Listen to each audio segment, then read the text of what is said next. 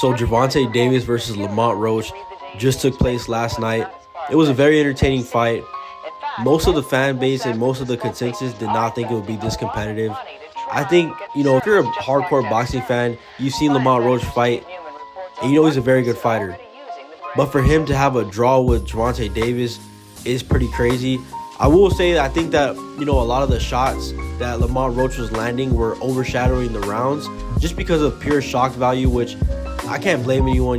Seeing Gervonta Davis be in that competitive of a fight is very shocking, So I do understand why people gave Lamont Roach more rounds than I think he actually won.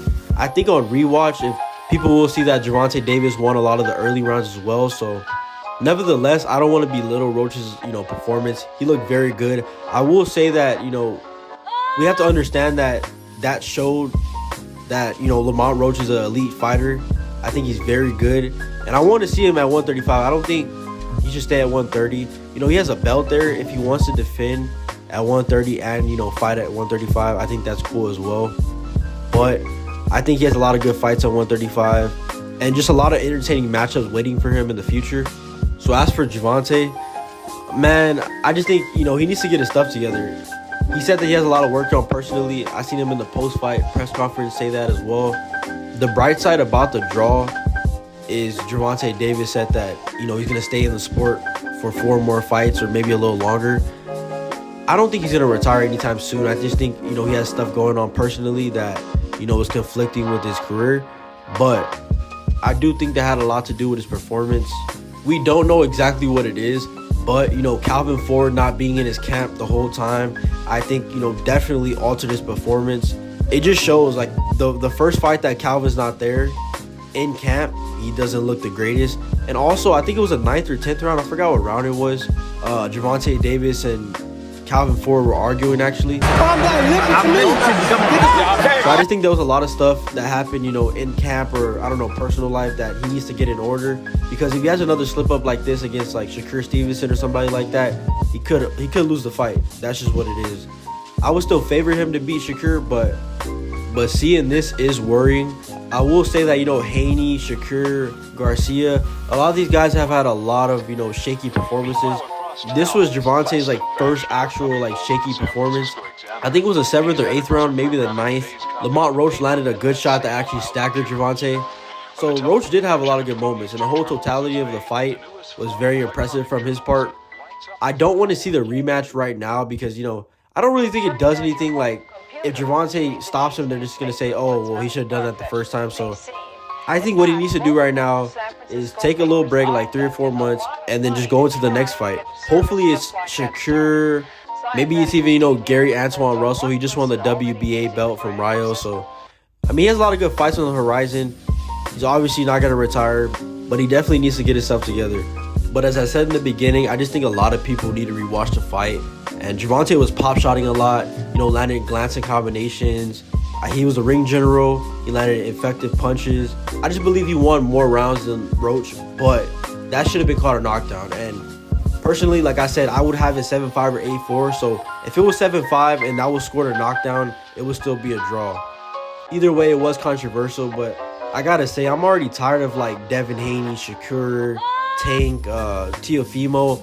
All these guys, every time one or the other has a bad performance, they always gotta say something. But then they never fight. So what the fuck is the point of them talking all this shit and they never fight? They're they're all Twitter warriors. That's all they're doing right now. And I think they're all great fighters. They're all generational talents. And I do personally think that, Tank is the best out of all of them. But how are we gonna know that if they never fight? I think that Tank should just give in and, take that turkey money, fight Shakur, fight the next guy. He needs to fight these big names. He's 30 years of age. He said he wants to get out before he's 35, right? So why not your last 4 fights be, big names? Shakur, Haney, Tio, whoever. Maybe even a Ryan rematch. But I don't think there's a lot of time for him to, entertain these guys like Lamont Roach, Just fight the big names, get the big win, show everyone that you're great, and then get out. Because I know he's really about money, right? But what's going to happen if, he gets out? Everybody's going to think he has a Mickey Mouse record. They're not even going to respect him. He's undefeated, yeah, but nobody will respect him if he doesn't get those great names on his resume. And before the video ends, I just want to say for Lamont Roach, matchmaking wise, I think he could fight he could definitely fight some good names. I do think that he would have to go over there with Turkey and, do a promotion kind of thing with PBC. But he just said in the post-fight press conference that Shakur said if they don't rematch, then Shakur would welcome Lamont Roach to challenge for the WBC title. Because if Tank doesn't fight Shakur, I would like to see how, Shakur would perform against Roach. Because I do think somebody like Roach could give Stevenson some problems. But that's a story for another day. Hopefully Tank comes back in good form. I'm very surprised that shit happened. That's still crazy. Like, I would never think that Gervonta Davis would go to a draw with Lamont Roach, But I just had to say a few things.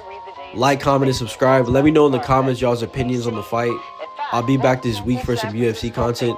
We got Magomed Ankalaev versus Alex Pereira, and then we got Justin Gaethje versus Rafael Fiziev. So we got some good fights coming this Saturday.